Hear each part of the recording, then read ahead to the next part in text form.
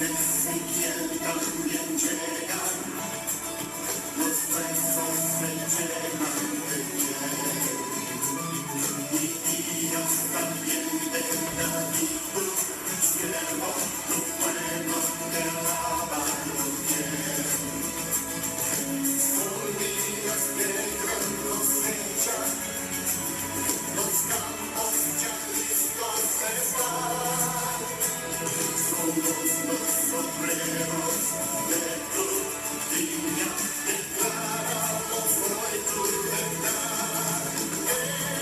Aquí, Yeshua viene ya, brillando corazón, en el cielo verás, y entrará hoy el ángel del Señor, y es que si no llegó la salvación.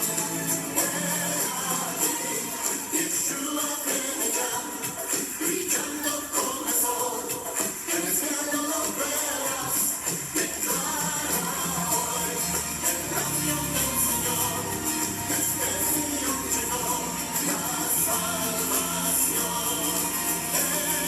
Aquí, Yeshua viene ya, brillando como el sol, en el cielo lo verás, declara hoy el año del Señor, este Señor llegó, la salvación.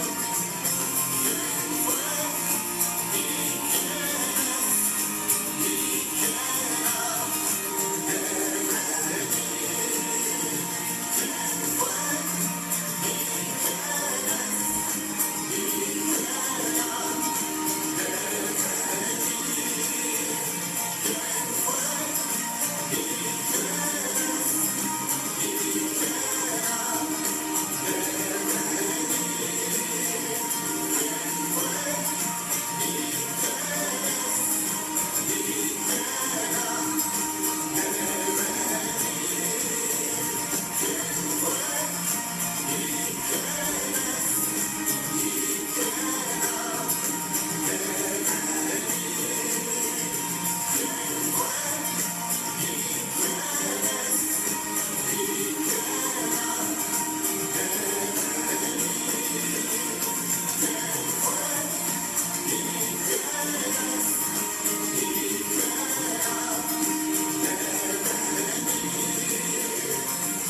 es? ¿Y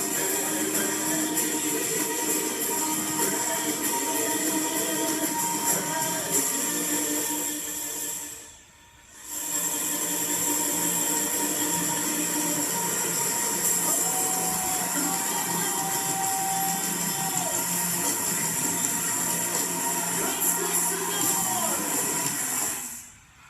ha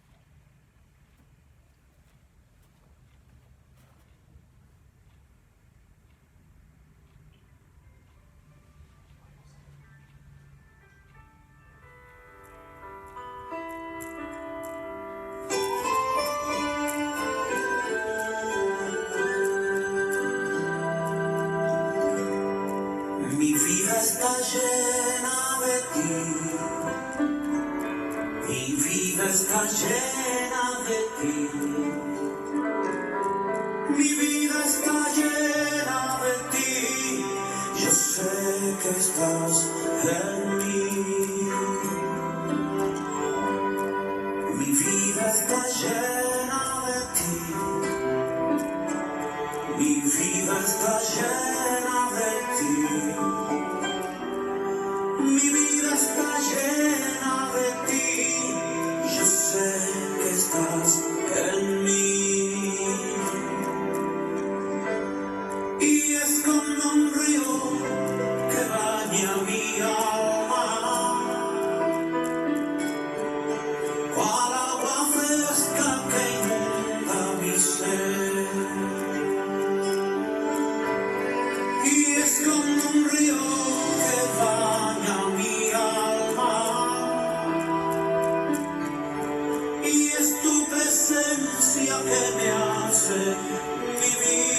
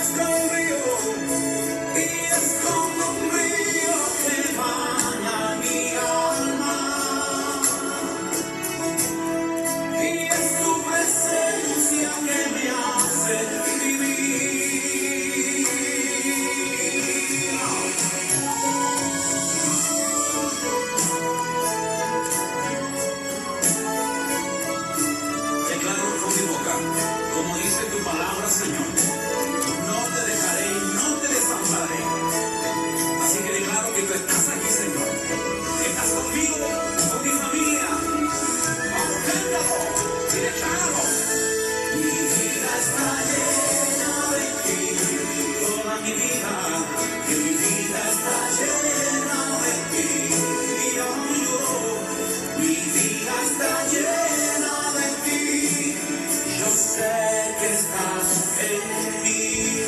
Cántalo conmigo.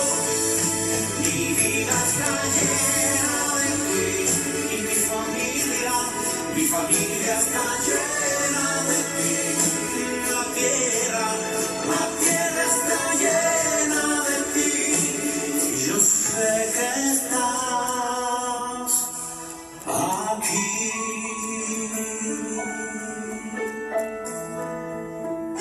Y aún en el desierto, Señor, tú estás. Yo sé que estás en mí.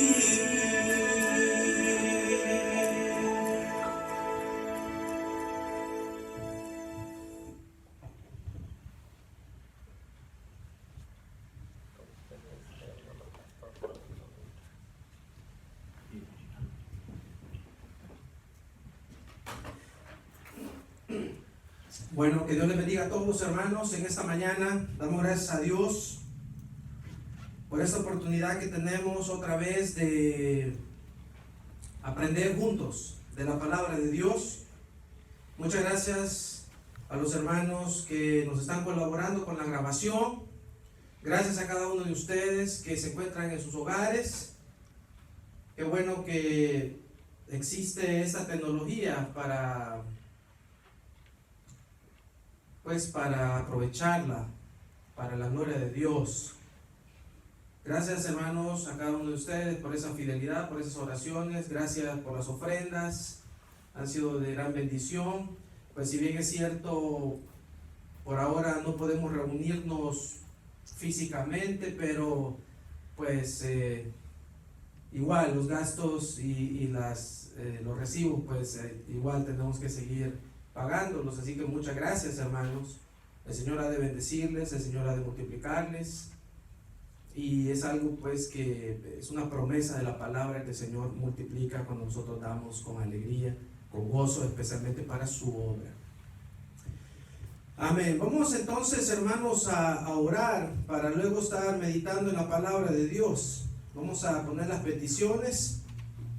Hemos hecho la cajita de las peticiones a un lado por causa de la grabación, pero las peticiones están acá todavía en el templo. Y lo más importante es que el Señor las conoce. Lo más importante es que el Señor está obrando. El Señor sabe acerca de esas peticiones y Él es fiel. Vamos a orar entonces. Padre nuestro que estás en los cielos, gracias te damos, Señor, porque tú eres bueno, porque para siempre es tu misericordia. Recibe toda la gloria y toda la honra. Bendito es tu nombre para siempre. Gracias por este momento. Gracias por esta oportunidad de adorarte, Señor, de aprender más de tu palabra.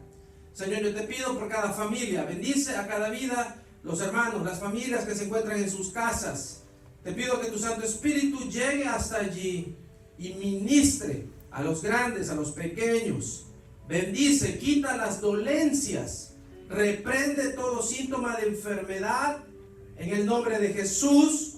Provee trabajo al que lo necesita. Padre, ponemos en tus manos las peticiones de oración que se encuentran acá, para que seas tú obrando, sanando, rompiendo las cadenas. En Cristo Jesús ponemos a las autoridades en tus manos, gobernantes, legisladores, para que tomen las mejores decisiones de acuerdo a tu voluntad. Y que tu palabra venga esta mañana y seamos edificados, Señor. En el nombre de Jesús te lo rogamos y te damos gracias. Amén. Vamos a leer, hermanos, en el capítulo 1 del libro de los Hechos.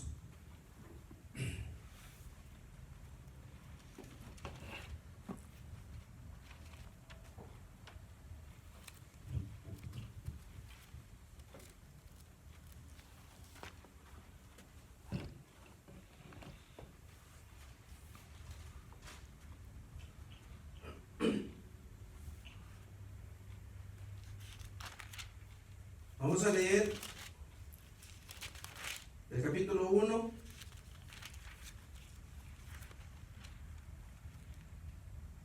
Vamos a leer del versículo número, también el versículo número 1.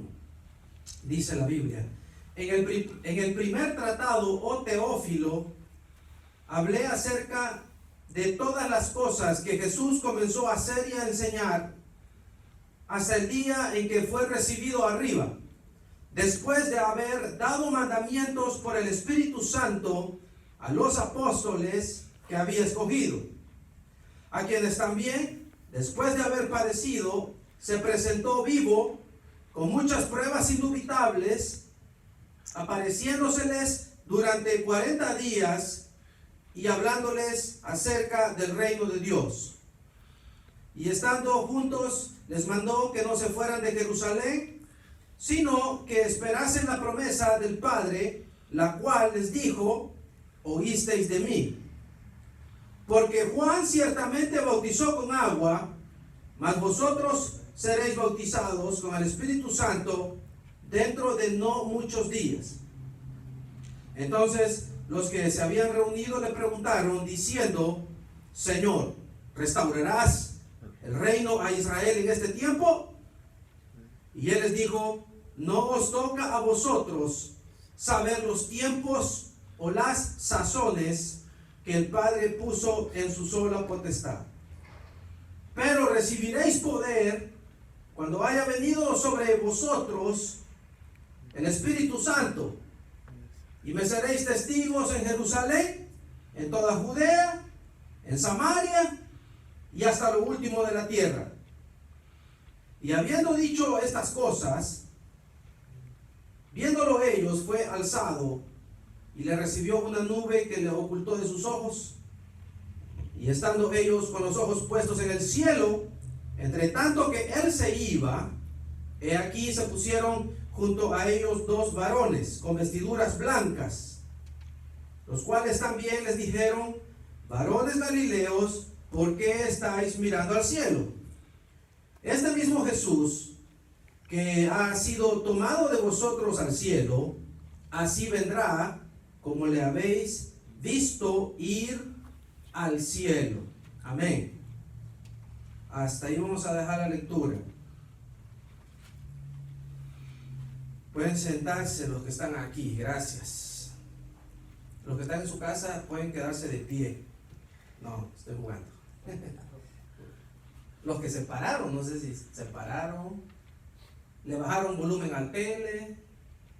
Espero que sí. Digo, si están viendo otra cosa. Bueno, en esta mañana, hermanos, el tema que estaremos analizando es los dos momentos de la venida de Cristo.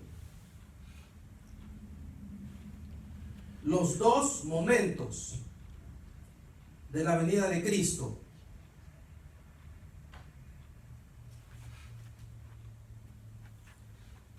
Bueno,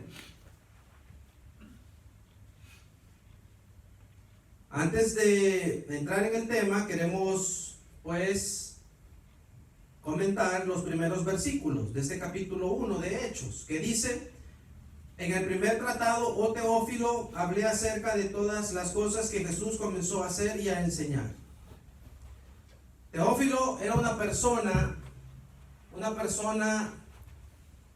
pues sí, muy influyente, era como un empresario, una persona que tenía mucho dinero, y Teófilo contrató al escritor de Hechos.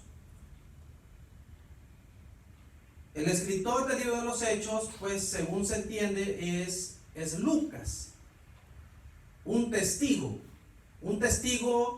precisamente de las acciones de Jesús. Dice acá, en el primer tratado se refiere nada menos que al Evangelio de Lucas. Si ustedes, bueno, cuando tengan tiempo, para que no se distraigan del mensaje, lean el capítulo 1 de Lucas, y ahí también se menciona a este Teófilo. Entonces Teófilo contrata a Lucas porque él quería saber quién era Jesús. Entonces él le dijo: bueno, Lucas, anda, investigame quién es este tal Jesús y escríbeme todas las cosas que podás para yo saber quién es este tal Jesús. Y Lucas lo hace, bueno, estaba trabajando, le estaban pagando, pero en su misión, pues él cree en Cristo, él escribe el evangelio que lleva su nombre, y ahora, pues, por eso dice acá en el primer tratado, es decir, Lucas, su primer tratado fue el evangelio que lleva su nombre, y ahora escribe el libro de los Hechos. Eso pues para que nosotros podamos ir conociendo más de la historia de la palabra de Dios. Cuando Jesús vino, bueno, fue un gran privilegio para la humanidad, que el Dios Todopoderoso haya tomado esa decisión, haya creado un plan tan perfecto sin necesidad de hacerlo. El Señor no tenía ninguna necesidad de molestarse prácticamente. Ninguna necesidad.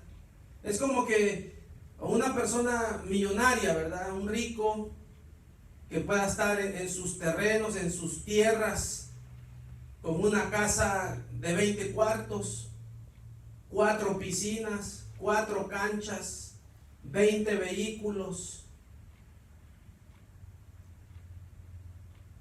etcétera, todas las comodidades habidas y por haber, y de repente este rico dijera, ¿saben qué? Pues me voy a ir a vivir a un barrio de esos barrios donde vive la gente pobre, y voy a ir a aguantar hambre, voy a ir pues ahí, ¿verdad? Esas casitas que están en la mera orilla de la calle, donde el ruido no deja dormir, donde todas las noches se oye, ¿verdad? Un montón de balazos. Pero dígame, ¿qué rico va a hacer eso? Nadie lo va a hacer. Y eso que la gloria de Dios es mucho más que lo que cualquier rico del mundo pueda tener. O sea, la gloria de Dios es algo que ni nos podemos imaginar. Pero el Señor así fue de misericordioso. Él decidió hacerse hombre, nacer pues igual como nosotros nacemos, y desarrollar una vida que terminaría en un sacrificio perfecto para salvación nuestra. Él es el Cordero sin mancha, y nosotros hemos sido limpios de pecado por ese sacrificio bendito. Y nosotros le damos la gloria al Señor por eso. Entonces ese fue el plan divino. Pero cuando entonces el Señor Jesús vino, casi nadie entendió el plan que Él tenía que padecer. Dice la Biblia que ni sus hermanos creían en Él, es decir, ni su familia, ni sus hermanos de sangre creían en Él. Y bueno, el Señor, todos conocemos esa historia, valientemente llevó a cabo el plan. La gente pensaba que estaba loco, su familia, sus hermanos pensaban que Jesús estaba loco por las cosas grandes que decía, pero no era así. Ellos no habían comprendido, sus ojos estaban cegados. Y el Señor, bueno, muchos pensaron cuando les dio de comer a las personas, a 5,000, primero les dio de comer a 5,000 y después les dio de comer a 4,000 personas de una manera milagrosa, multiplicando los panes y los peces. Entonces cuando la gente vio eso, ellos dijeron, no, este va a ser el presidente, pongamos a este que sea nuestro presidente. En esa época no habría sido el presidente, sino el rey, ¿verdad? Vamos a hacerlo rey. Y dice la Biblia que todo el mundo querían hacerlo rey terrenal, pero el Señor se les escabullía y se escapaba de su vista, porque ese no era el propósito.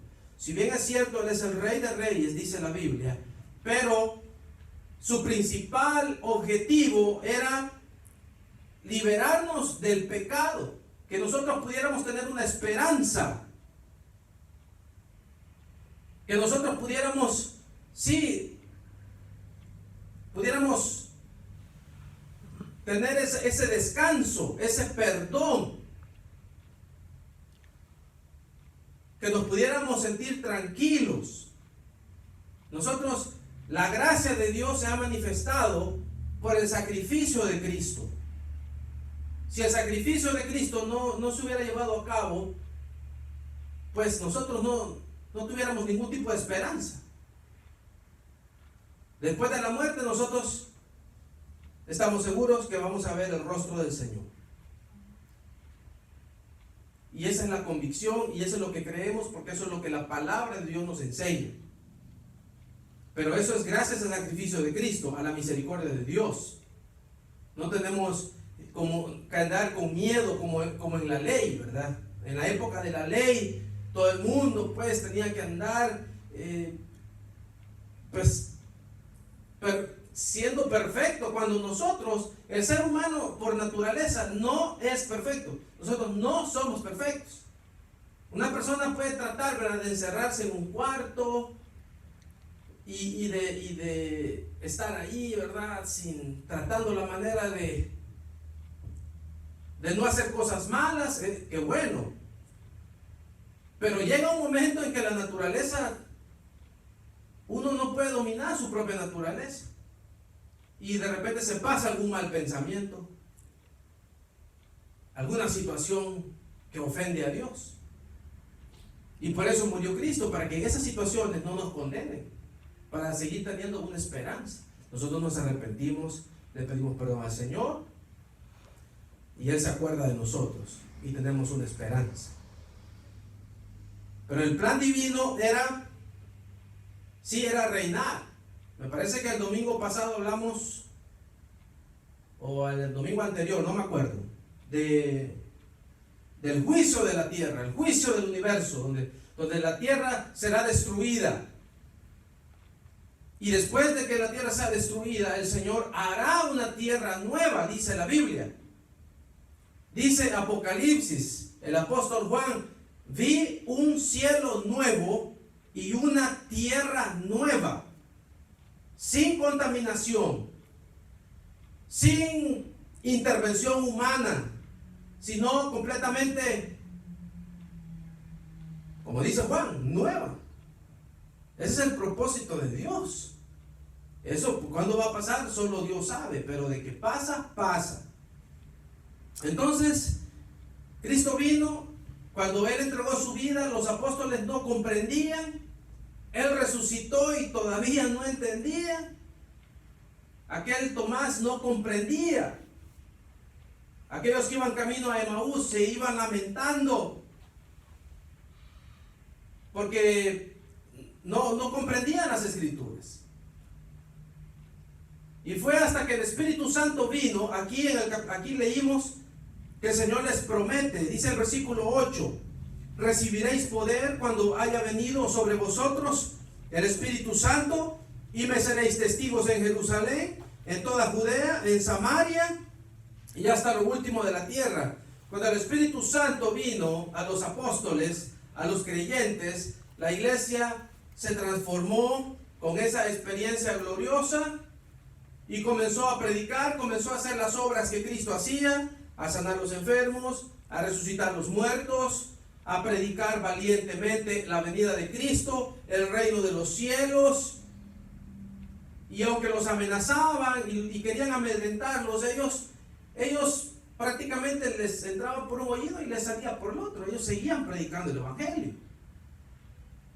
Y hasta ahora, gracias a Dios, la iglesia sigue predicando que Cristo pronto va a venir. Y de eso estamos hablando en esta mañana. Entonces, pero el Señor se fue, pero aquellos varones, dice la Biblia, estaban parados cerca de los discípulos, y dice que se pusieron junto a ellos 2 varones con vestiduras blancas. Entendemos que eran ángeles, los cuales también les dijeron: varones galileos, ¿por qué estáis mirando al cielo? Este mismo Jesús que ha sido tomado de vosotros al cielo, así vendrá como le habéis visto ir al cielo. Entonces ahí está la promesa. Así como Él se fue, Él así vendrá. Pero el tema decía los dos momentos de la venida de Cristo. Y es lo que vamos a estudiar en esta mañana. Cristo vendrá y vamos a ver, de acuerdo a la palabra, que esa venida gloriosa es en dos momentos. Vámonos, hermanos, a Tesalonicenses, capítulo 4, primera carta de Tesalonicenses, capítulo 4.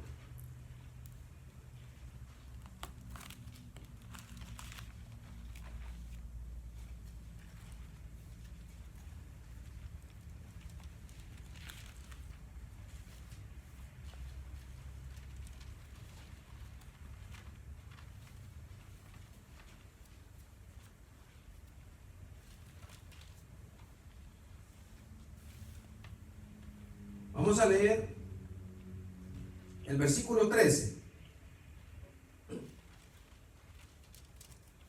Dice: tampoco queremos, hermanos, que ignoréis acerca de los que duermen, para que no os entristezcáis como los otros que no tienen esperanza. Porque si creemos que Jesús murió y resucitó, así también traerá Dios con Jesús a los que durmieron en él.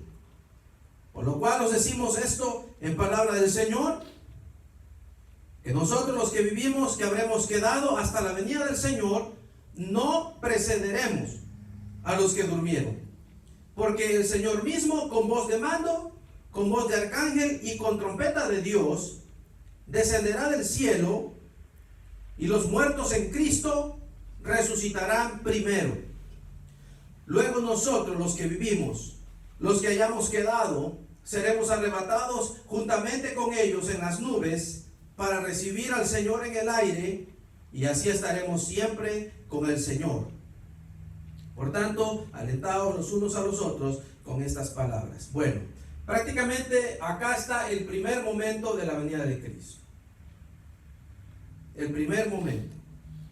Dice la Biblia: nosotros los que vivimos, los que hayamos quedado, seremos arrebatados juntamente con ellos en las nubes, dice, para recibir al Señor en el aire. En el aire. Y así estaremos siempre con el Señor. Entonces, en el primer momento, Cristo desciende, pero Él se queda suspendido en el aire. Y dice que seremos arrebatados y lo recibiremos al Señor en el aire. Entonces la iglesia, los creyentes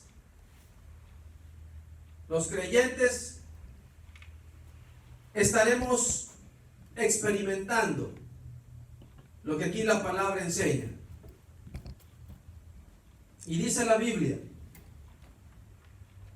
dice en el versículo 16, los muertos en Cristo resucitarán primero. Cuando Cristo venga por su iglesia, los que estemos vivos nos vamos con el Señor, y los creyentes que ya hayan muerto van a resucitar en ese momento.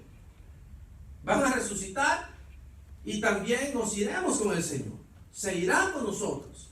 Recibiremos, dice, al Señor en el aire. Y así estaremos siempre con el Señor. Ese es el primer momento. Nosotros no tenemos que preocuparnos que si el Señor va a venir a las 2 de la mañana, que si va a venir a las 10 de la mañana cuando estemos trabajando. Eso no es motivo de preocupación. Sea donde sea que estemos y sea la hora que sea, si nosotros hemos creído en Cristo, Él nos llevará. Ojalá que sea pronto. Ojalá que sea pronto. Entonces nos vamos con Cristo y estaremos con Él, dice la Biblia. Es más, no tenemos que preocuparnos de la misma muerte, porque aunque las personas estén muertas, el que creyó en Jesús será resucitado y su cuerpo no será dejado en la tierra. Aunque el cuerpo haya sido desintegrado por el proceso natural, de una manera milagrosa el cuerpo será reintegrado nuevamente, como el Señor nos hizo al principio, y así nos iremos con Cristo. Porque el Señor no solamente ha comprado nuestra alma, sino que también ha comprado nuestro cuerpo. Nosotros le pertenecemos al Señor. Por eso dice la Biblia que somos templo y morada del Espíritu Santo. Somos el templo del Señor. Nos vamos con Él, como dijeron los ángeles. Así como le habéis visto ir al cielo, así Él vendrá como le habéis visto ir. Dice, para recibir al Señor en el aire. Entonces seremos prácticamente, vamos como a volar. Y otra cosa, no vamos a tener este cuerpo material. Nuestro cuerpo será transformado. Será transformado. Dice la Biblia, en una de las cartas de Juan, dice que cuando veamos al Señor seremos semejantes a Él. Seremos semejantes a Él, dice, porque le veremos tal como Él es. O sea, cuando ocurra ese momento, nuestro cuerpo va a ser transformado, semejantes al cuerpo de Cristo. El Señor nos arrebata en el aire y dice, así estaremos siempre con Él. Acá comienza prácticamente otro tema que no lo vamos a ver por cuestión de tiempo, pero es el tema de la gran tribulación. Cuando Cristo venga por su iglesia, todos los creyentes nos vamos. El Espíritu Santo es quitado de la tierra también. Entonces esta tierra va a quedar sin Espíritu Santo, va a quedar sin creyentes, va a quedar sin la presencia de Dios. Es decir, solo oír eso a mí me suena a un problema mundial terrible, terrible. Si ahora que estamos los creyentes en la tierra, está el Espíritu Santo, la presencia de Dios, y vean los problemas que están dándose. Ahora, cuando Dios no esté, cuando el Espíritu Santo no esté, cuando los creyentes no estemos, los problemas que hay en el presente no son nada a los problemas que van a haber en ese momento. Ahí ocurre el periodo de la gran tribulación. Por cuestión de tiempo no lo vamos a ver, pero primero Dios, en otra oportunidad sí. Serán 7 años de acuerdo a lo que enseña la Biblia en Apocalipsis y en el libro de Daniel. La Biblia enseña que van a ser 7 años. Los primeros 3 años y medio aparentemente habrá una tranquilidad. Aparecerá el líder mundial que se llama el anticristo y tendrá mucho carisma, tendrá mucho, todo el mundo lo va a querer los primeros 3 años y medio, pero la segunda parte, los otros 3 años y medio, ahí sí, la cosa se pone terrible. Dice la Biblia, habrá una tribulación. Cristo dijo, habrá una tribulación como nunca la ha habido ni la habrá. Pero en ese tiempo, obviamente, nosotros ya no vamos a estar aquí. Nosotros estaremos en la presencia de Dios. Que el Señor tenga misericordia de los que se queden. La gente que se quiere ir con Cristo, pues tiene que creer, tiene que humillarse, tiene que decir, Señor, yo creo en ti, te pido que me perdones. Creer en Cristo para irse. Cristo es como el arca de Noé. Era la única forma de salvación, el arca en ese tiempo. Hoy la única forma de salvación es creer en Cristo Jesús. Eso es lo que la palabra nos enseña. Entonces creemos en Cristo, Él viene por nosotros y Él nos quita. Estamos seguros.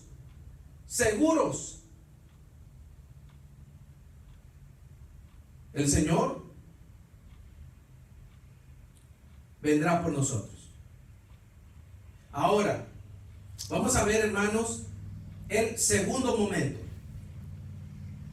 Vámonos a Zacarías, capítulo 14.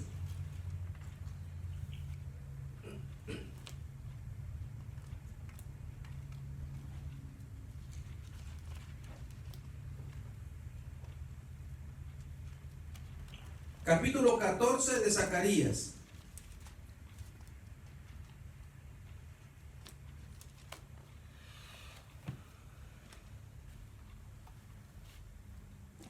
Miren lo que dice el versículo 1. He aquí, el día de Jehová viene, y en medio de ti serán repatriados repartidos tus despojos. Porque yo reuniré a todas las naciones para combatir contra Jerusalén. Y la ciudad será tomada, y serán saqueadas las casas, y violadas las mujeres, y la mitad de la ciudad irá en cautiverio. Mas el resto del pueblo no será cortado de la ciudad. Después saldrá Jehová y peleará con aquellas naciones como peleó en el día de la batalla, y se afirmarán sus pies en aquel día sobre el monte de los olivos, que está enfrente de Jerusalén al oriente, y el monte de los olivos se partirá por en medio hacia el oriente y hacia el occidente, haciendo un valle muy grande, y la mitad del monte se apartará hacia el norte y la otra mitad hacia el sur. Entonces aquí está el segundo momento. En el primer momento el Señor se queda en el aire. Se queda suspendido en el aire y nosotros somos levantados hacia Él. El primer momento. Pasan 7 años y después de los 7 años ocurre el segundo momento, que es este que estamos leyendo. Se afirmarán sus pies en aquel día sobre el monte de los olivos. Entonces viene Cristo y desciende. Y dice la palabra en el 2: yo reuniré a las naciones para combatir contra Jerusalén y la ciudad será tomada. Entonces llega el momento en que, a causa de la crisis mundial, las naciones se van en contra de Israel. Rodean a Israel. Lo rodean. Y ahí, humanamente, Israel ya no tiene ninguna esperanza. Ninguna esperanza. Entonces, en ese momento, cuando ya Israel no tiene esperanzas humanas, es ahí cuando aparece el Señor Jesús. Dice que sus pies se afirmarán, dice la Biblia, en el monte de los olivos. Y dice que se partirá el monte hacia el oriente y hacia el occidente. Miren, hermanos, vamos a leer Apocalipsis capítulo 19.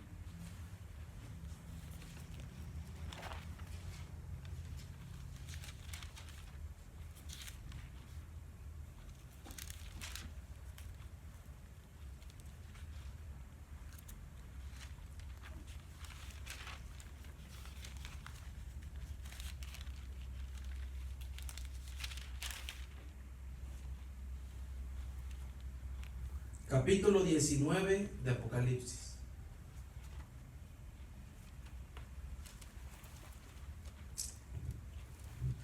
Vamos a leer el versículo 11, que dice: entonces vi el cielo abierto, y he aquí un caballo blanco, y el que lo montaba se llamaba Fiel y Verdadero, y con justicia juzga y pelea. Sus ojos eran como llama de fuego, había en su cabeza muchas diademas, y tenía un nombre escrito que ninguno conocía sino él mismo. Estaba vestido de una ropa teñida en sangre, y su nombre es el Verbo de Dios. Los ejércitos celestiales, vestidos de lino finísimo, blanco y limpio, le seguían en caballos blancos.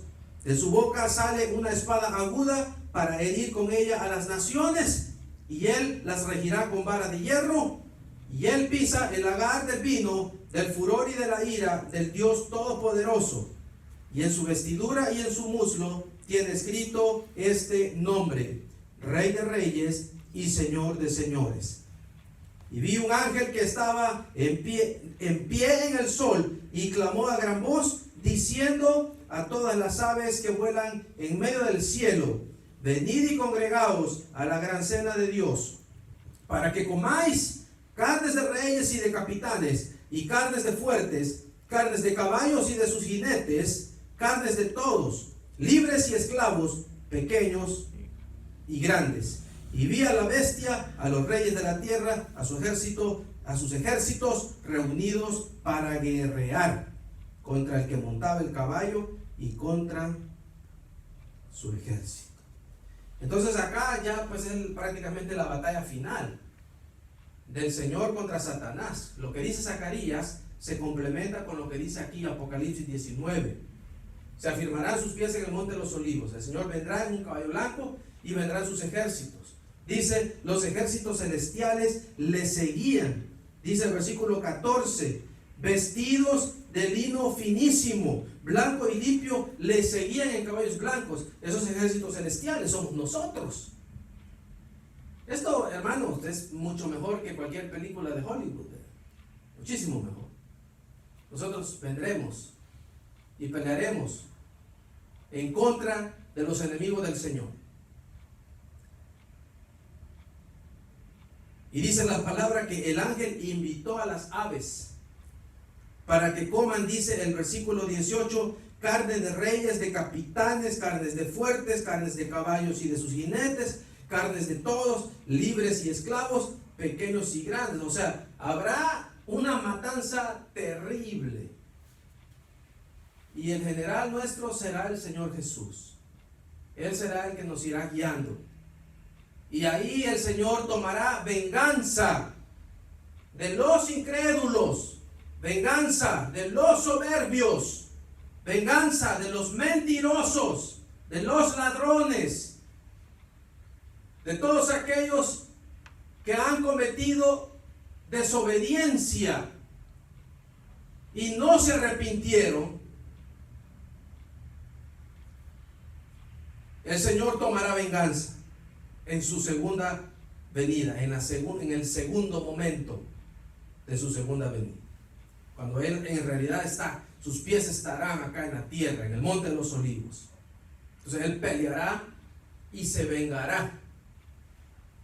En el presente pues hay tantas injusticias, tantas mentiras, tantas situaciones, impunidad en los gobiernos. Los jueces se corrompen, los abogados se corrompen, pero el Señor no se corromperá. Él le dará a cada uno según haya sido su obra. Lo que nosotros podemos hacer es estar a cuentas con Dios, pedirle perdón al Señor por nuestras faltas, servirle con todo nuestro corazón, esperar ese momento cuando Él nos ha de arrebatar, creer las promesas, compartir el Evangelio. Y hoy pues con este asunto de la tecnología, ¿verdad? Podemos compartir el mensaje con los contactos que tengamos para que el Evangelio puro sea predicado. En esta época pues los mensajes cristianos, solo lo único que uno oye es la palabra sembrar. Siempre, siempre, siempre, siempre, siempre, siempre. Es todo lo que se oye. Siempre y haga pactos. O sea, manden todo el dinero que puedan. Eso es lo que dicen la mayoría de predicadores. Pero no todo. El Evangelio no es cosa de dinero. El Evangelio es cosa de salvación, de perdón, de misericordia. Advertir al mundo que el tiempo está cerca.